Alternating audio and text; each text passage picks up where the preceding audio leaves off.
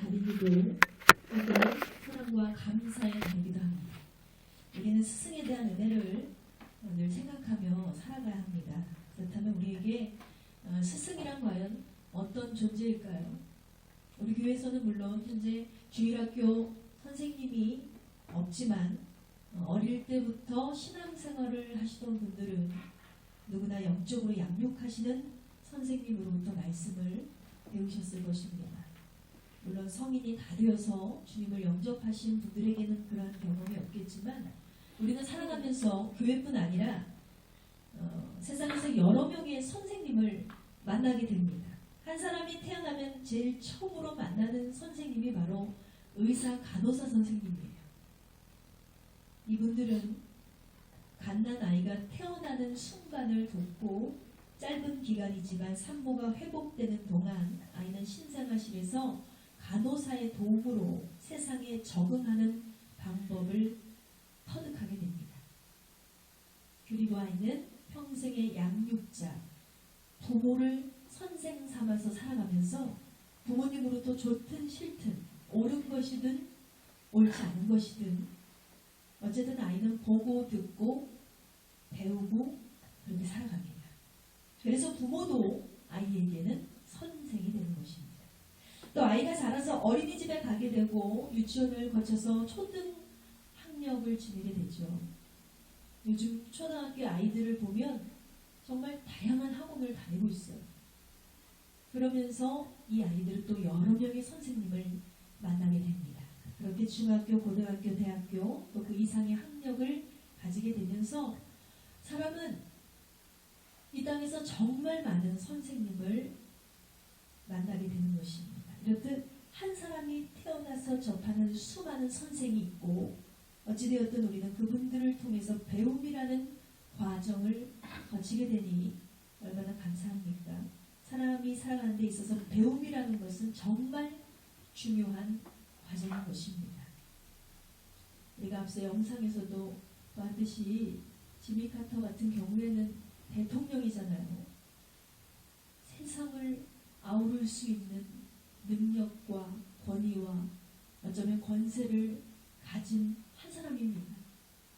그런 미국의 대통령이 그 강대국의 대통령이 자신의 대통령직을 내려놓으면서까지 주일 하루만큼은 하나님의 말씀을 가르치는 주일학교 교사로서 시간을 보냈다. 이것은 참 어느 누구도 따라갈 수 없는 대단한 은혜라고 생각합니다. 그만큼 지미 카터에게는 하나님이 절대적인 분이었고 하나님의 말씀을 가르치는 것이 가장 큰 은혜라고 생각했기 때문에 그러한 위대한 누군가의 스승이 아니었나 그런 생각이 듭니다. 그래서 우리는 선생님을 향한 참 감사한 마음을 품으며 살아가야 될 줄 믿습니다. 오늘 이 시간 여러분의 삶 가운데 기억나는 선생님이 계십니까? 그렇다면 기꺼이 감사의 마음을 표현하시기 바랍니다. 그렇게 사랑하고 감사하는데 우리의 남은 인생을 아름답게 이어가는 저와 여러분이 되시기를 주님의 이름으로 축원드립니다.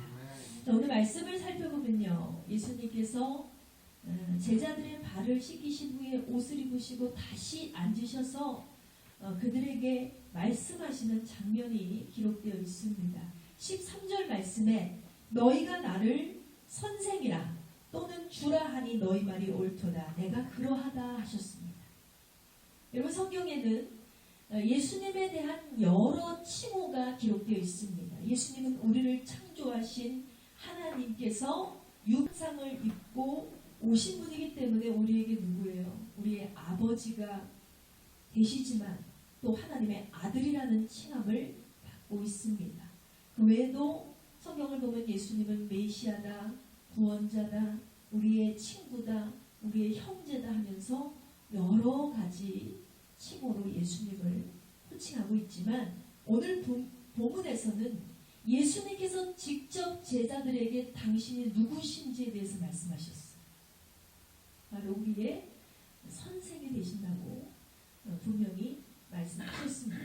여러분, 앞서 말씀드린 바와 같이 인간에게는 배움이 정말 중요합니다. 그런데 배움에 있어서 우리가 얼마만큼 많은 것을 배웠느냐가 문제가 아니에요. 배움의 분량이 문제가 아니라 무엇을 배웠느냐가 정말 중요합니다. 만일 늘 폭력을 행사하는 가정에서 아버지로부터 아들이 배운 것은 폭력이었다면 과연 그것은 제대로 된 배움이었을까요? 건강이 매우 안 좋아서 거동이 불편한 할머니를 모시고 사는 가정이 있습니다.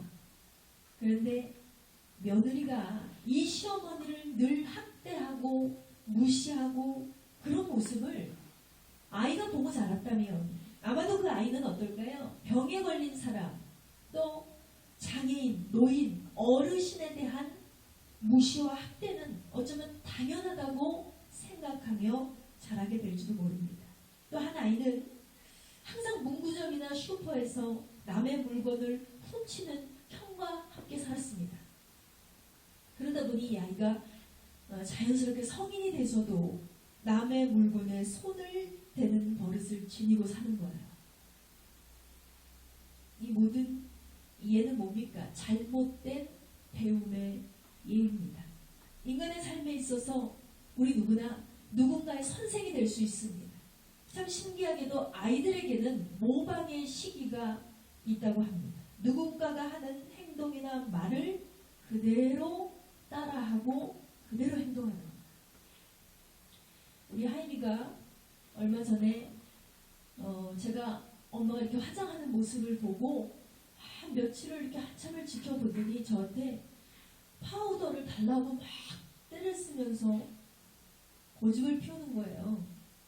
사실 아이에게 줘서는 안 되지만 너무너무 울면서 때를 쓰길래 한번 줘봤습니다. 그랬더니 늘 엄마가 화장하던 모습을 봤잖아요. 그것을 기억해서 파우더를 가지고 자기 얼굴을 톡톡톡톡 두들기면서 화장을 하는, 신용을 하는 모습을 보고 정말 신기했습니다. 그 하람이가 항상 어린 아기라고 생각을 했기 때문에 그 아이의 이를 항상 제가 닦아줬거든요. 근데 어느 날은 갑자기 칫솔을 자기한테 달라고 강제적으로 저에게 뺐더니 자기 혼자 막 칫솔질을 하는 거예요. 그러더니 마치 어른과 같이 물을 먹고 뱉는 것까지 완벽하게 하는 것을 보고 그렇구나. 아이들이 본 것이 있고 부모들이 교육한 것이 있기 때문에 이 아이들은 반드시 해낼 수 있다는 거예요. 어느 정도가 되면 아이들은 그대로 그 모습을 따라 하더라는 것입니다. 정말 신기하게도 아이들은 이렇게 부모를 그대로 흉내내는 모방의 심리가 있습니다. 그런데 이것은 아이들에게만 있는 것이 아닌 것 같아요. 예수님을 스승으로 두었던 제자들도 비록 부족했지만 예수님을 따라하는 행동과 말이 참 많았습니다. 예수님이 이 땅에서 공생의 생활을 하시는 동안 제자들에게 가르치신 것은 내 이웃을 내 몸과 같이 사랑하는 그런 선행을 보이셨어요. 누군가를 싫어하시고 만져주시고 안아주시고 누군가가 무시하고 멸시하는 그 사람의 친구가 되어주시고 이런 모습을 다 보셨잖아요. 자신을 핍박하고 멸시하고 무시하고 학대하는 그런 로마 병정들에게도 하나도 대적하지 않으시고 참으시고 인내하시는 그 모습을 보았잖아요. 그들의 영이 충만하지 못해서 물론 예수님께서 십자가에 달려 돌아가시는 순간 모든 제자들이 도망을 갔지만 그들에게는 그 잔여물이 남아있었다는 거예요. 우리가 스승으로부터 보았던 것이 무엇인가? 우리가 스승으로부터 배웠던 것이 무엇인가? 우리가 예수님으로부터 느꼈던 것이 무엇인가? 보고, 이렇듯 사람은요, 보고, 듣고, 배운 것은요, 잊어버리지가 않아요. 언젠가는 그것을 따라서 흉내내는 그런 사람이 될 수 있는 것입니다. 그렇다면 우리가 제대로 배우고 옳은 것을 배우는 것은 정말 중요하다는 사실을 여러분은 이해하셨을 것입니다. 잘못된 것을 배웠다면 그것은 아무리 많은 것을 배웠다 할지라도 차라리 배우지 않으면 못한 거예요. 이렇게 중요한 배우면은 두 가지가 있습니다. 인간이 살아가면서 배우는 두 가지. 하나는 가르침을 통해서 배우는 교수의 경험이 있는가 하면 다른 하나는 살아가면서 스스로 터득하여 얻는 배움이 있습니다. 그러나 우리가 가질 수 있는 지식의 대다수는요, 교수의 경험에서부터 찾아오는 것입니다. 그러므로 사람은 좋은 가르침을 원하고 누구나 좋은 스승을 만나기를 원합니다. 제가 실제로 부모가 되보니까 알게 돼요. 부모님들이 어렸을 때부터 우리들에게 하는 말이 뭐예요? 좋은 친구를 사귀어야 한다. 이런 말씀을 하셨잖아요. 어릴 때는 그런 말이 왜 있는지, 왜 그런 말씀을 하시는지 이해가 잘 되지 않았습니다. 그런데 살아오면서 내 주변에 있는 친구들이 얼마나 좋은 영향력을 가진 친구들이냐에 따라서 나도 그렇게 물들어가는 모습을 보고 나도 그렇게 삐뚤어지는 모습을 보고 주변의 사람들이 참 중요한 거구나. 왜냐하면 친구도 때로는 스승이 될 수 있기 때문입니다. 또 엄마들이 학군이 어쩌고 지역이 어쩌고 하면서 막 이사를 다니면서까지 아이들을 제대로 교육시키기 위해서 좋은 선생을 만나게 하기 위해서 그렇게 옮겨 다니는 모습이 100% 한심하다고 느꼈어요. 저는. 그냥 단순한 엄마들의 치맛바람이라고 생각했습니다. 그런데 부모가 되보니까 좋은 사람들이 모여있는 지역이 좋은 가르침과 유능한 선생님이 있는 곳이 왜 중요한지를 조금씩 이해가 되기 시작하는 거예요. 그런데 참 아이러니한 사실은요. 여러분 세상에는 정말 많은 교사들이 있습니다. 학력이 높은 교사가 있고 실력 있는 교사가 있고 유능한 교사가 있고 잘 가르치는 교사들이 있어요. 그런데 이런 교사들의 가르침에도 불구하고 왜 오늘날 청소년들과 청년들은 30년 전, 50년 전의 아이들보다 훨씬 더 이기적으로 살아가는 것일까요? 도대체 왜 아이들에게는 타인을 향한 배려와 남을 향한 이해와 이웃을 향한 사랑을 점차 찾아보기가 어려워지신 걸까요? 그 사회는 어떻습니까? 도대체 이 사회가 왜 이렇게 문란한지 모르겠어요. 코로나19가 잠식되기도 이전에 제에서부터 이태원 클럽을 가기 위해서 움직이는 거예요. 비행기를 타고. 이유를 모르겠어요. 현 세대가 우리네 부모님 세대보다 분명한 것은 훨씬 더 좋은 배움의 환경에 있고 훨씬 더 좋은 학력의 선생님들로부터 훨씬 더 유능한 선생님들로부터 가르침을 받고 있는데 이 아이들이 청소년들의 범죄 연령이 점차 낮아지고 있다는 거예요. 이제는 초등학생들도 참 무서운 대상이 됐어요. 그 죄악의 강도가 날이 갈수록 지독히 잔인해지고 있습니다.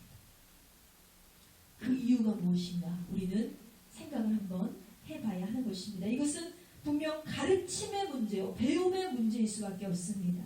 다시 말해서 가르치는 교사들이 바로 서서 가르치지 못했고 배움의 사람들이 바로 배우지 않고 배웠어도 그 배운 바를 제대로 활용하지 않고 살았기 때문에 이러한 문제가 우리의 가정에서 또 학교에서 이 사회에서 일어나고 있다는 것입니다. 그렇기 때문에 인간의 삶에 있어서 배움은 정말 중요해요. 그런데 더 중요한 건 뭔지 아세요? 가르침과 배움입니다. 이 가르침과 배움이 조화를 이룰 때 우리는 훌륭한 인격과 훌륭한 성품과 훌륭한 믿음을 가질 수 있는 것입니다. 동물들은 본능적으로 살아가는 존재들입니다. 그러나 사람은 본능적으로만 살아가도록 하나님께서 만들지 않으셨어요. 물론 사람에게도 본능이 있지만 우리에게는 지혜가 있습니다. 지식이 있습니다. 사람은 교육에 의해서 사람다워지고, 특별히 성도는 말씀의 훈련과 말씀의 양식을 먹음으로 믿음을 소유하게 되는 것입니다. 그렇다면 저와 여러분이 누구입니까? 우리의 정체성은 무엇입니까? 우리는 동물이 아니에요. 본능적으로 움직이는 자가 되어서는 안 되죠. 우리는 사람입니다. 우리는 성도입니다. 교육받은 대로 살아가되 초등학문에 의해서 사회적 경험과 자기중심적인 잣대로만 움직이는 세상 사람이 아니라는 거예요. 저와 여러분은 예수 그리스도의 보혈의 공로로 다시 태어난 하나님의 자녀임을 기억하시기 바랍니다. 그렇다면 우리의 가장 큰 선생은 누구입니까? 예수 그리스도. 그분이 성도의 가장 크고 절대적인 선생이 되시고, 우리가 행여나 세상에서 잘못 배우고 삐뚤어지고 깨어져 버린 우리의 자가 있다면, 고집스럽고 억척스럽게까지 한 우리의 마음이 있다면, 그 모든 잘못된 것까지도 변화시키시고 고치시는 분이 바로 우리가 믿는 예수 그리스도라는 사실을 여러분 기억하시기 바랍니다. 저와 여러분에게 예수님의 가르침이 있다면, 또 그 가르침의 말씀에 순종하는 믿음이 있다면 분명히 저와 여러분은 새 사람이 될 수 있음을 믿으시기 바랍니다. 새 사람, 새 마음, 새 영, 새 삶, 이것은 저와 여러분이 추구하는 삶입니다. 여러분 지금으로 되겠습니까? 우리가 예수님의 제자답습니까? 우리가 정말 믿는 사람답습니까? 어느 누구도 우리는 나는 이만하면 충분합니다라고 말할 수 없어요. 너무나 잘못된 게 많아요. 너무나 미련한 게 많아요. 우리 속에는 너무나 삐뚤어진 게 많습니다. 그렇다면 우리의 위대한 스승 되시는 예수님의 말씀대로 살아가는 저와 여러분 되시기를 주님의 이름으로 축원드립니다.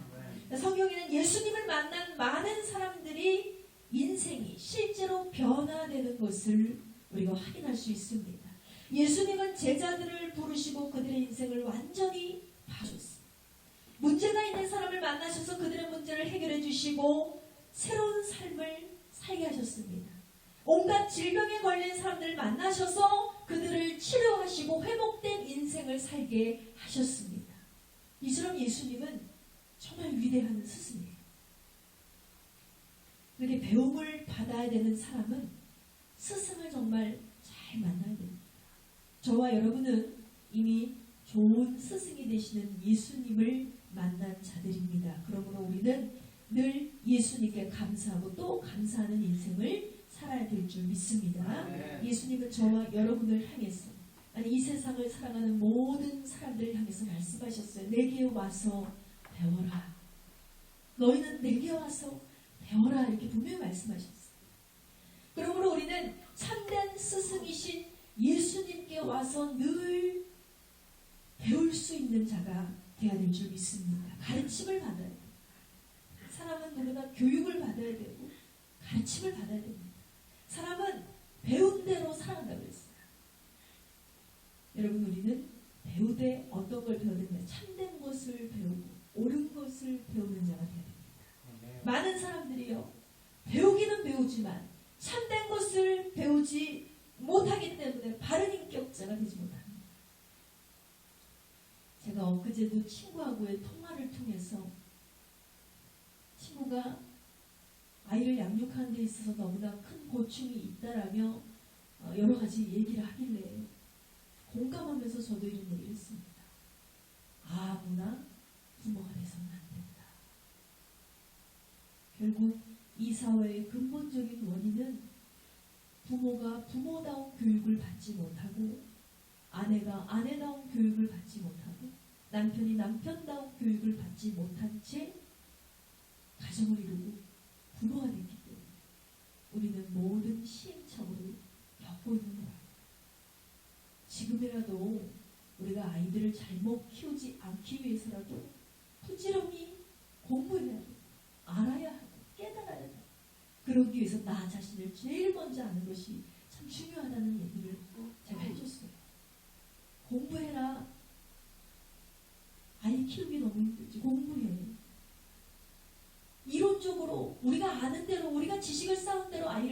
수는 없겠지만 도움은 됩니다. 부모가 부모다워지기 위해서 우리는 공부해야 된다. 제가 그 얘기를 했거든요. 예수님이 이 땅에 오셔서 정말 많은 말씀을 쏟아내셨습니다.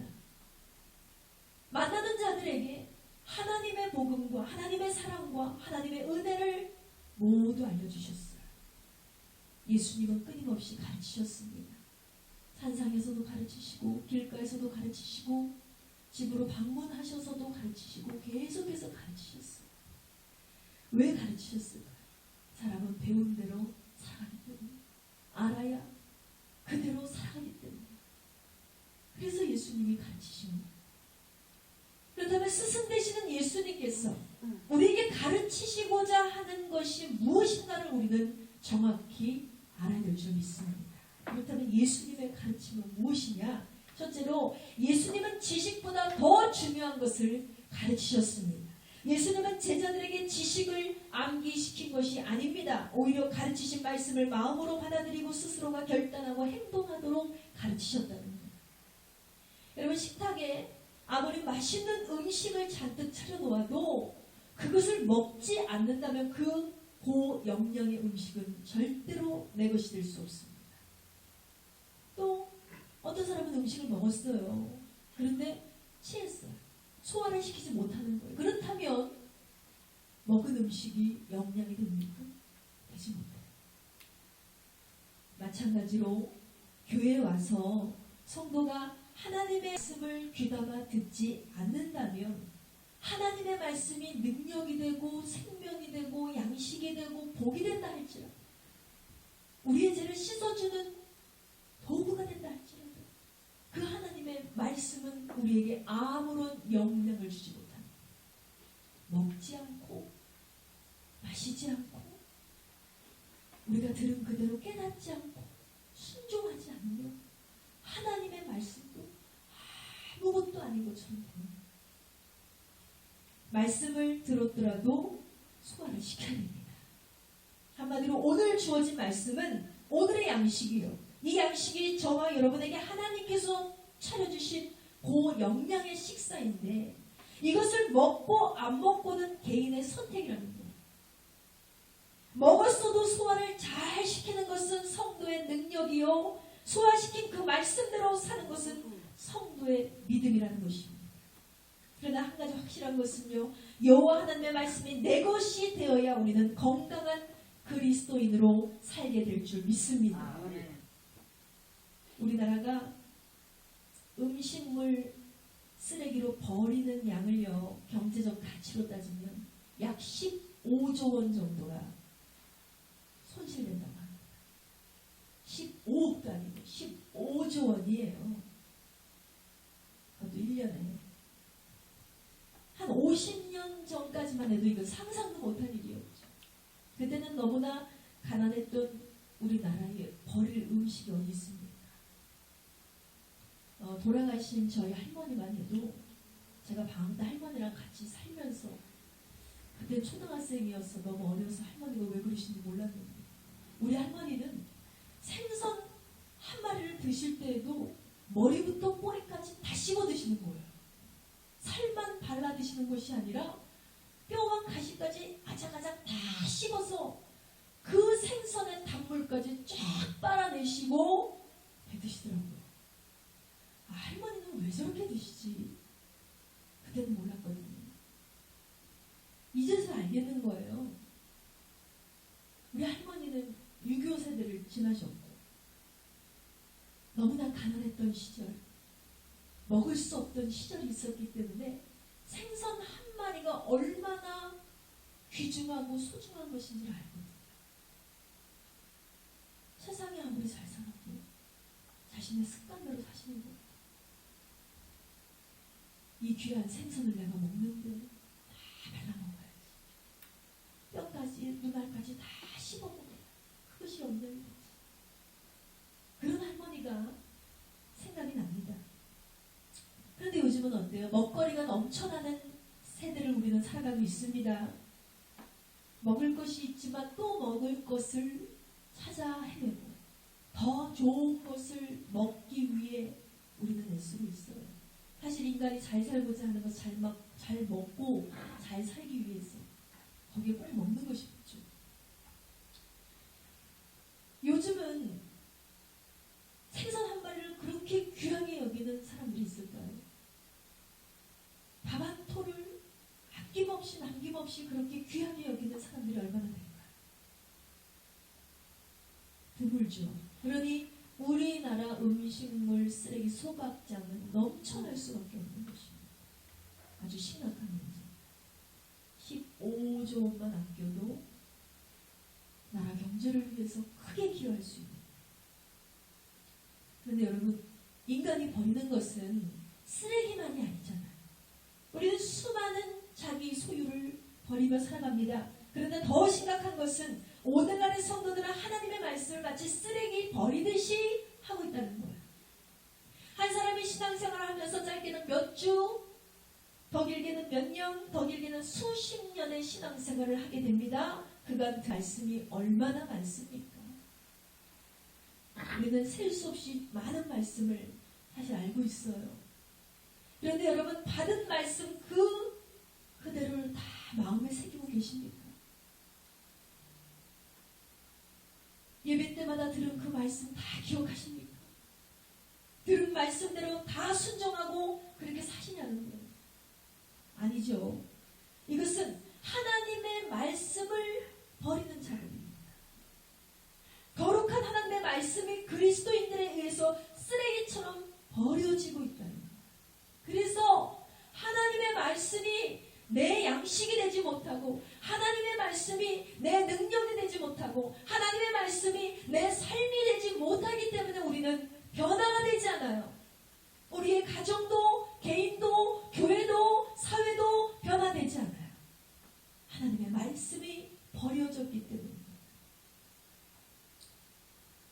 그러나 예수님이 말씀을 가르치실 때 그 제자들은요, 마음으로 믿고 결단하고 따랐다 그랬어요.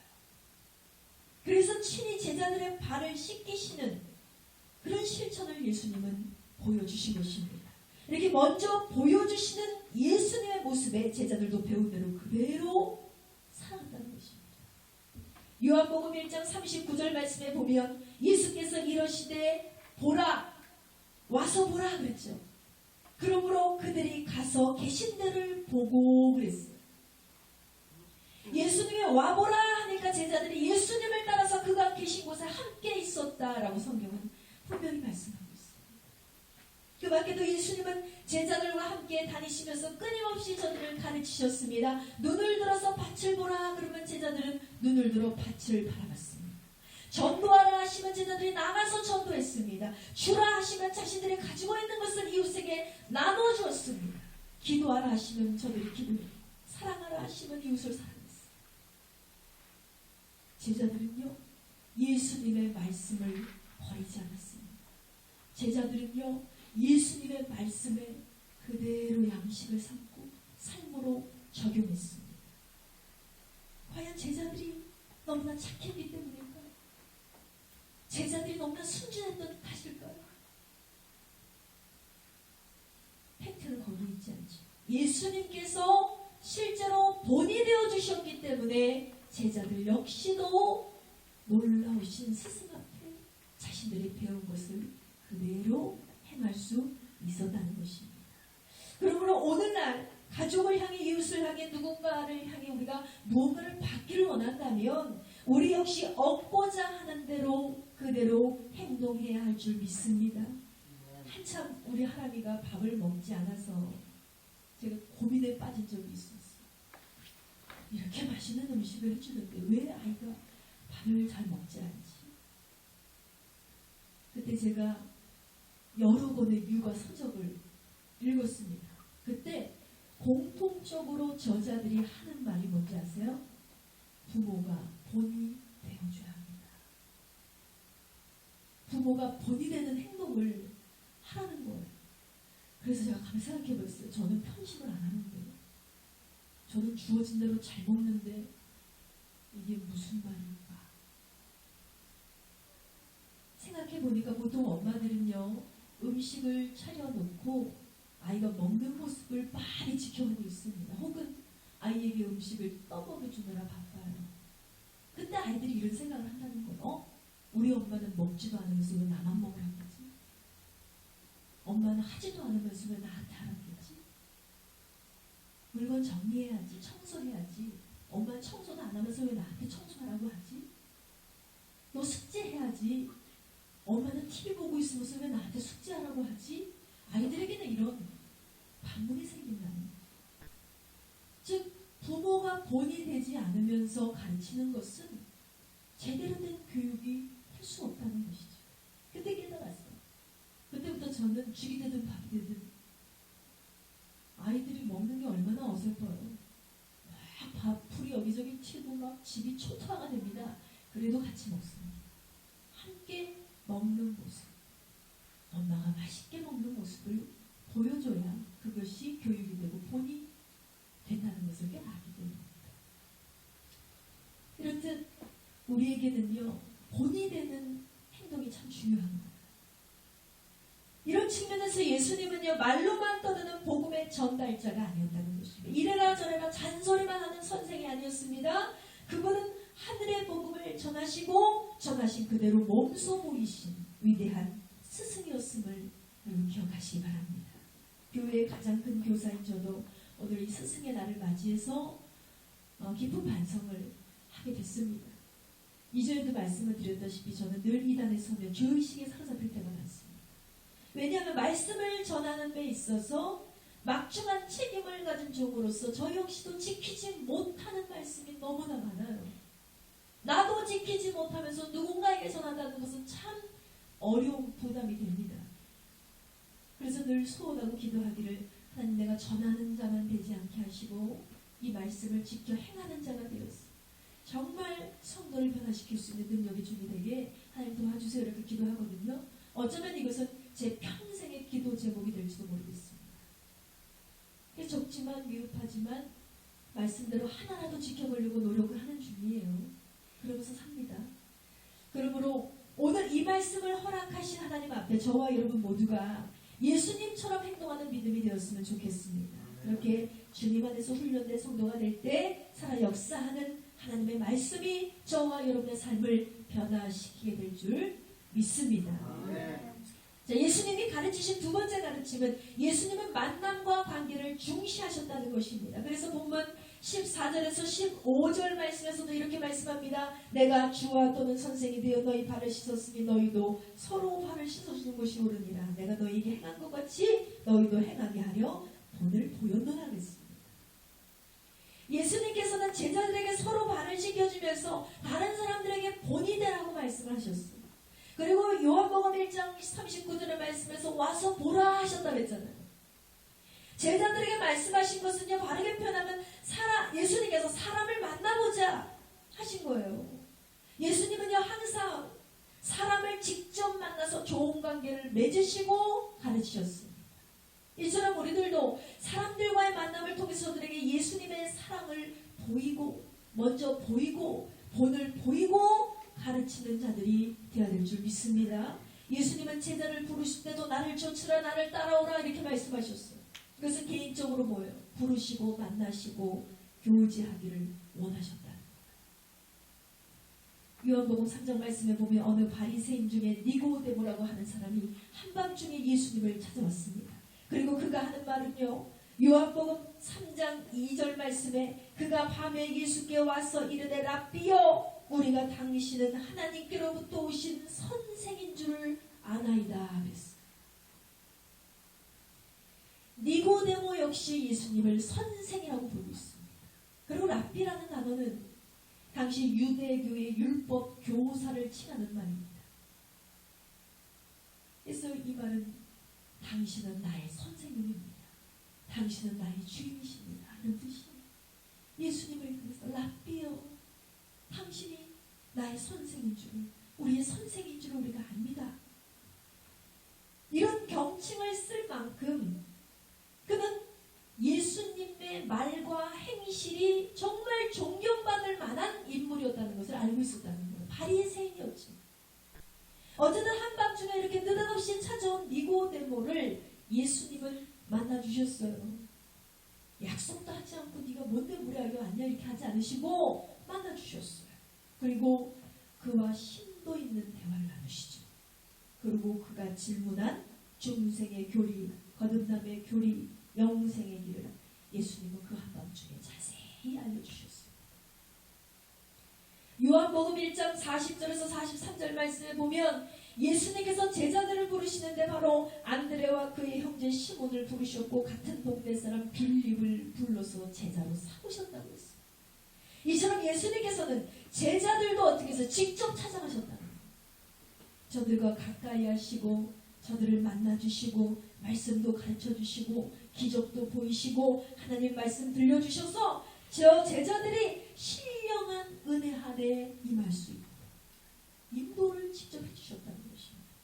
이것이 바로 옳은 선생의 모습입니다.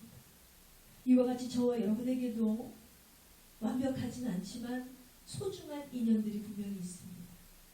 비록 우리의 마음을 고통스럽게 하고 힘들게 하는 악연도 있고 또 앞으로도 있겠지만 분명히 위로가 되고 사랑이 되어주는 좋은 사람들도 우리 주변에 있다는 거예요. 악연이든 필연이든 예수님처럼 여러분 만남을 소중히 여기시기 바랍니다. 누가복음 6장 27절에서 32절 말씀에 예수님께서는 세상의 악인들과의 만남에 대해서도 이렇게 충고하셨습니다. 내가 이르노니 너희 원수를 사랑하며 너희를 미워하는 자를 선대하며 너희를 저주하는 자를 위하여 축복하며 너희를 모욕하는 자를 위해서 기도하라. 너희 입뺨을 치는 자에게 젖밤도 돌려대며 내 겉옷을 빼앗는 자에게 속옷도 거절하지 말라. 내게 구하는 자에게 주며 내 것을 가져가는 자에게 다시 달라 하지 말며 남에게 대접받고자 하는 대로 너희도 남을 대접하라. 너희가 만일 사랑하는 자만 사랑하면 칭찬받을 것이 무엇이냐. 죄인들도 사랑하는 자는 사랑하느니라. 너희가 만일 너희를 사랑하는 자만 사랑하면 칭찬받을 것이 무엇이냐. 죄인들도 사랑하는 자는 사랑하느니라 했습니다. 여러분 이것이 바로 예수님께서 가르쳐주신 사회생활이에요. 인간과 인간의 만남, 관계 여기에 다 함축되어 있습니다. 우리가 사랑할 만한 사람만 사랑하는 게 뭐가 어렵겠어요. 안 믿는 사람도 다 한다는 거죠. 그러므로 예수님과 같아질 수는 없어도 그분의 가르침대로 실천하기를 애쓰고 힘쓰는 저와 여러분 되시기를 주님의 이름으로 축원합니다. 자, 마지막 셋째로 예수님은 제자들에게 생각하도록 가르치셨습니다. 우리나라 교육은 어때요? 우리나라 교육은 주입식 교육입니다. 오랫동안 주입식 교육이 자리 잡고 있어요. 그런데 세상은 아무리 주입식 교육이 옳다 하더라도 교회 안에서의 교육은 주입식이 돼서는 안 된다는 거예요. 왜냐하면 신앙이란 주입하고 세뇌한다고 완성되지 않아요. 배운 대로 본인이 실천하고 행동하고 그 뜻대로 순종해야지. 지식만 충만해져서는 절대로 신앙은 완성될 수 없는 것입니다. 진정한 신앙이란 성도들이 예수님을 만날 수 있도록 그 중간 역할을 교회가 해주고 목사가 해주고 선생님이 해주는 거죠. 그래서 예수님은요 제자들이 스스로 생각할 수 있도록 늘 질문을 하셨습니다. 마태복음 16장 13절에서 15절 말씀에 예수께서 빌립보 가야사라 지방에 이르러 제자들에게 물어 이르시되 사람들이 인자를 누구라 하느냐. 이르되 더러는 세르야 더러는 엘리야 어떤 이는 에레미야나 선지자 중 하나라 하나이다. 이르시되 너희는 나를 누구냐 하느냐. 예수님이요 제자들에게 두 가지 질문을 하셨습니다. 사람들이 나를 누구라 하느냐. 그렇다면 너희는 나를 누구라고 생각하느냐. 이런 질문에 제자들은 선생님 예수님에 대해서 곰곰이 생각을 해보는 예수님이 누구시지? 우리에게 예수님은 어떤 존재지? 그리고 결론적으로 고백적인 대답을 합니다. 16절 말씀에 시몬 베드로가 대답하여 이르되 주는 그리스도시요 살아계신 하나님의 아들이십니다 그랬습니다. 이 대답은 예수님을 너무나 만족스럽게 했어요. 17절 이하의 말씀을 통해서 보면 예수님은 이 대답에 매우 만족하셨고 흡족해 하셨고 이것은 정답이었습니다. 이렇듯 여러분 우리는 자녀를 대할 때나 제자를 대할 때나 친구를 대할 때나 누군가를 가르치려고 할 때 늘 예수님과 같이 생각하고 스스로 판단하고 결론 지을 수 있는 기회를 주어야 한다는 것입니다. 일방적으로 명령하는 것, 옳지 못한 것, 오히려 그것은 아무리 나이가 어린 아이라 할지라도 반감이 들게 합니다. 내가 왜 그래야 하지? 그러므로 우리는 자기 의견, 자기 주장이라는 굴레 안에서 자기만 옳다고 주장하지 말고 늘 예수님과 같이 지혜롭게 상대를 대하고 마주할 수 있는 관계를 맺으며 살아가시기를 주님의 이름으로 축원합니다. 자, 말씀의 결론을 맺기 원합니다. 사랑하는 성도 여러분, 예수님께서는 이 땅에 계시는 동안 인간과 함께 살아시고 생활하시고 스스로 인간이 되시면서 우리가 겪는 모든 어려움과 과정도 감당하셨습니다. 그 안에서는 부모와 자녀의 관계를 맺으셨고 선생과 제자의 관계를 맺으셨고 나를 미워하고 박해하는 자들과의 관계도 있었고 또 가난의 문제도 있었죠. 집이 없이 떠도는 외로움의 문제도 있었습니다.